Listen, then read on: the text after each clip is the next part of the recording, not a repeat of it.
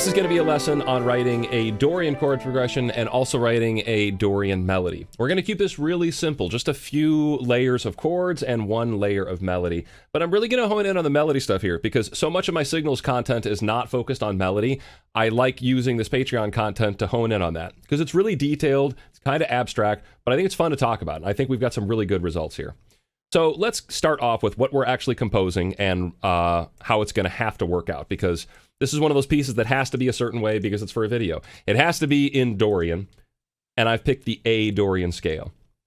To write in A Dorian, you have to use the notes of the A Dorian scale, A, B, C, D, E, F sharp, G. If you look at those in scale degrees, it ends up being these scale degrees. Now, if you only use these notes, you're allowed to build these triads. These are the only triads that can be built using those notes. You can't find any other triads available to us using these notes other than this. I get an A minor, a B minor, C, D, E minor, F sharp diminished triad, and a G. And you can convert those into Roman numerals if you so desire and get these Roman numerals as well. So these are the chords I'm composing with, all right? The chord progression I've chosen is simply A minor, D, and C. And that's going to be a 1, a 1, a major 4, and a flat 3 major.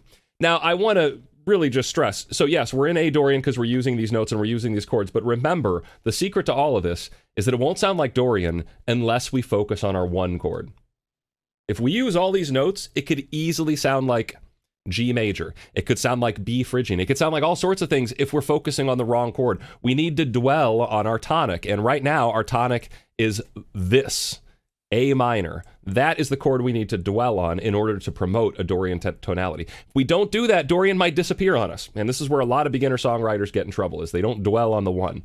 So let's dwell on the 1. To do that, here is our chord progression. We are simply going to play a 1 chord for 2 measures. Oops, that's a little disturbing. We're going to do it on a harpsichord sound. It's kind of like a, folksy acoustic guitar harpsichord sound. And we're in 6/8 timing, so it's going to go up 1, 2, 3, 4, 5, 6. That's 1 measure of A minor. Now we do it again. 1, 2, 3, 4, 5, 6. That's 2 measures of A minor. Over here, we're going to have our measure of the 4 chord, which ends up being D major.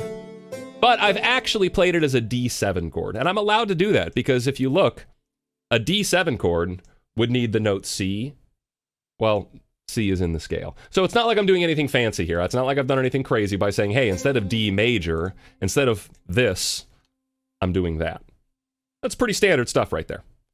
And I did the same thing here. Here's my flat 3 chord, C major, C, E, G. But instead of having a C on top, I put a B on top, and that creates a major 7th chord instead. And that's in the key, right? I've just added a B in there, and there's obviously a B in this scale. So let's listen to what this sounds like. We've got this simple chord progression in 6/8 timing, just a harpsichord. This is a Dorian chord progression because it dwells on the 1 chord. Take a listen to how nice it sounds.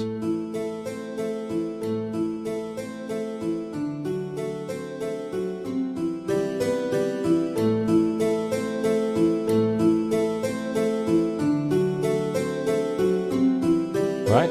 Very, very nice, very pleasant stuff. It's got that kind of storytelling, adventurous feel to it. Now, to back that up, what I've chosen to do is add in some strings. And there's all sorts of options here we could do for the strings. But all I've done is chosen 2 notes out of every single chord. Here's 2 notes out of an A minor chord. I've picked the the A and the C. So these are 2 notes of an A minor chord. This is another measure of A minor. And I've picked 2 different notes of A minor. I could have kept those the same, but I've picked now the C and the E. Here's the D7 chord, and I've picked the root and the 3rd for that, a D and a F sharp. Here is the C major chord, and I've picked the C and the E for that. So we have a second layer, and this is the only other layer besides melody. Let's listen to how this sounds now.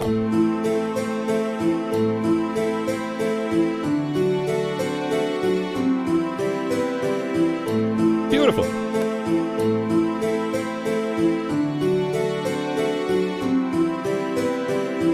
So, what do you do for a melody for this? And this is where, in my opinion, it gets really fun. I enjoy using my voice before anything else. I like to sing things, and I like to find things that are comfortable to sing. And if they're comfortable to sing, well, they It would make a good melody, right? A lot of melodies are sung. So in this case, that's definitely how I started. But before I play you the melody, I just want to show you the melody because I think there's a lot that can be gleaned just by observing, before we even hear things. You'll notice that there's just some stuff going on here that's worth paying attention to. And to maybe make this a little bit easier, I'll divvy it up chord by chord. Here's the entire A minor section. Yeah, we'll kind of do blocks of 4 here. I think it'll be a little bit easier to see. So take a look here.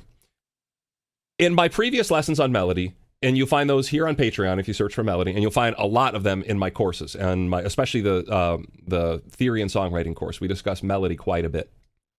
There's this simple melodic forms, and the one we're using here is A, B, A, C. And what that means is we do a thing, that's the A section, and then we do something different, that's the B section. Now we go back to the A section, basically a carbon copy, and then the C is something totally different. It gives us a nice little structure here, and you're going to be able to physically see that structure here. Look, here's an A section.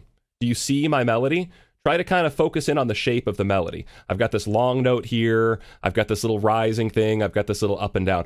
That's an A section, and look, it's literally the identical thing right here. No changes at all. So we see an A section and an A section. Now here's the B section, and we can see this B section kind of tumbles down, right? Da-da-da-da-da-da. We don't still know what it's doing, but we know that it's an A section, and then my melody goes down. And then look at this. We have a C section, and the melody kind of goes up. So we've got some simple symmetries here, some simple things that just by looking at it, oh yeah, it's That's like melodic form right there, and there's going to be smaller nuances here going on, but ultimately that's what we've got. It's just A, B, A, C. Another very important thing to bring up here is take a look how I've made it a point to really harp on my one beats. Look, here's a note right on a one beat. Here's a note right on a one beat. Here's a note right on a one beat, on the one beat, on the one beat, on the one beat. All of a sudden, we're being conditioned to expect things on the one beat. Then all of a sudden the C section comes up and there is nothing on my one beat. I give you this late beat instead, and it's the apex of the entire melody. It's the highest note that the melody will ever hit is right here. It comes as a complete surprise. So I think this is one of those little melodic elements where I'm training you to believe something, I'm conditioning you to believe something. All of a sudden, you're going to be expecting a one beat, you're not going to get it, and you're going to hear a very high note. To me, that makes a melody interesting. It gives it a unique landmark, kind of what you're waiting for. Once you know the melody, once you're familiar with the melody, you're going to be waiting for this unique little landmark to come out. The last thing I want to harp on is how important chord tones are to all of this. Most of my melodies hover around the chord tone. So I find the notes of the chord, I play those notes. Then in between, I can kind of do whatever I want. And you can see that here. Here's an A minor chord in the background. What does my melody start on? E. That's the 5th of my A minor chord. Then I move up to this note G, which is part of an A minor 7 chord. And then the other note that I hang out on again is E. So I'm hanging out on a chord tone here a lot. And then I'm flirting with these other notes of the scale. One last thing here. I know I talked about starting on the one beat, but just to kick in the melody, I did do an anacrusis. This is a pickup beat, something right before my one beat to kind of let you know that a melody is occurring. It's like you're coming up early to the party. So I've just got these few eighth notes that help me bring in that one beat. But I'll start back here so we can hear the full chord progression, and then we'll hear the melody on loop. And I want you to listen for the A, B, A, C structure. And I want you to think about how you feel when that high note comes up as a surprise. And tell me if you're getting that same reaction, that it's like a little trick that we're playing on you, and how much interest and intrigue that one note has because of how we've placed it there. Let's take a listen.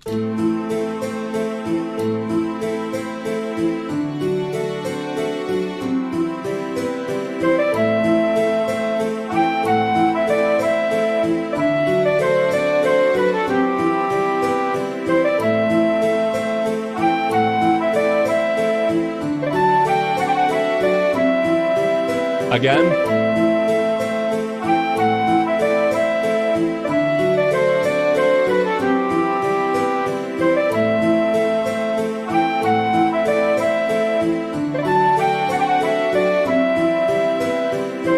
All right. I think that's really, really nice. I mean, to me, it just screams out, Gandalf and Frodo and questing and NPCs and bards and Skyrim. This is, to me, 100% the kind of music that I want to be leveling up to in some MMORPG. And there's no, mistake for that. A lot of composers know that, 6/8 timing plus the Dorian mode is going to give you this adventurous, folksy sound. So I think it sounds great. I think it's a very catchy melody. It got stuck in my head immediately once I had done kind of carving it into shape. And the next step after that is just harmonizing it. I have done an entire signals video on this, and I'll just quickly recap. My solution for harmonization is to always find notes that are either a diatonic third or a diatonic fifth above my melody note. And then you can reflect that. You can do it in inversion. If it's a diatonic third above, that means it's going to also be a diatonic sixth below. So I start playing with thirds above and sixth below. And then I'll reverse that. I'll play around with sixth above and thirds below. And, you know, fourths and fifths also end up being the same as each other. So if we listen to this melody all on its own, it's always funny to listen to a harmony all on its own. Let's listen to the harmony track all on its own. And it dances above most of the time. It's always playing above my initial track.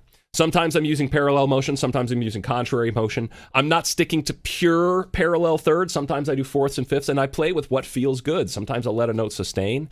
And I have this harmony line now. Oops. Here it is. One more time.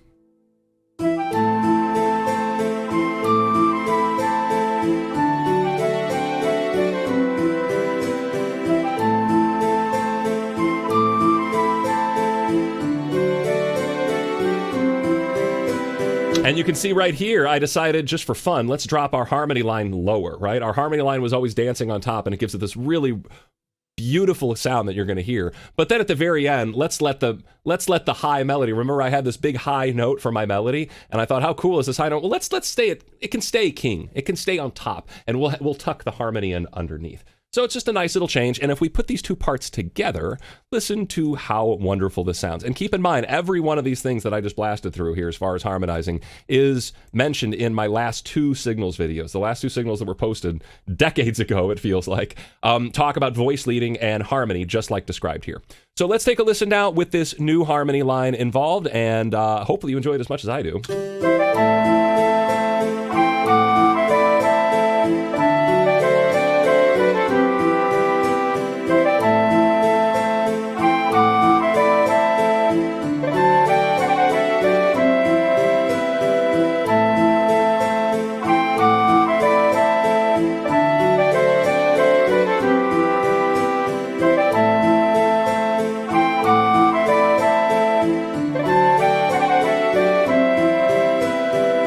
Beautiful stuff. To me, that's very, very, very enjoyable. I'm really happy with the way it sounds, and I would totally get addicted to a game that has that kind of music being played in the background.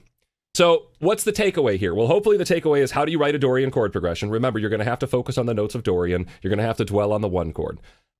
How do you arrange a chord progression? Hopefully you saw how simple it is and how rich it can sound just using two layers, using arpeggios on the harpsichord, using dyads on the strings. I don't need full chords. I don't need triads. I don't need 6 violins. I just need 2 violins. Dyads will fill things up, and you can pick and choose which dyads you use. I experimented with several options before I settled on that one. Ultimately, I liked the idea of the dyads changing. I didn't like the dyads just sustaining the entire time. And then lastly, crafting a good melody. I start by singing, and then I try to really focus on chord tones. Really, I kind of just figure out my chord tones first. Am I going up? Am I going down? And I'll find the pit stops along the way that I have to hit. I have to hit the fifth. I have to hit the third. I'm going to end on the root. And then I can add in some ornamentation. Maybe I add in a little trill or a little diddly diddly or a little scale run in between. And then I start thinking about form. Where does this melody want to go? Does it feel too bland? Has it been in the same area? Maybe I can move up and make it interesting. Maybe I can balance it out. So melody crafting is really an abstract art, but I think there are some defined things that hopefully you saw throughout here that will make it a little bit easier for you. And I do hope this video is educational. I want to do these things live. I really said I was going to do it live, and I just apologize. My schedule is just not conducive to sitting down in front of the computer for 2 hours all the time and broadcasting. I'm just a little too scatterbrained right now, and I've still got too many things going on. Eventually, I'll get there, and I'll do some live stuff. But I couldn't bear not posting anything here for you with all the work I've been doing on this next video. So hopefully this will tide you over until then. But just as a reminder, the next video is going to be 7 different musical examples. This will tie in with another musical example. My challenge to you is to try breaking the Dorian mode with this, chord progression. Try doing this again, play with this chord progression, and ask yourself, how would I introduce a dominant chord into the mix? How would I introduce the E major chord into the mix? Where would I put it in? Do you like the sound? Why do you like the sound? And then ask yourself, okay, when this E major comes in, how would I deal with the melody? Because that's also going to be part of the lesson. And I don't think I'll post a behind the scenes exclusive on Patreon for that. I think that'll be part of the signals video. But hopefully you enjoy this. Hopefully you learned something from it. I'll be seeing you soon. Goodbye.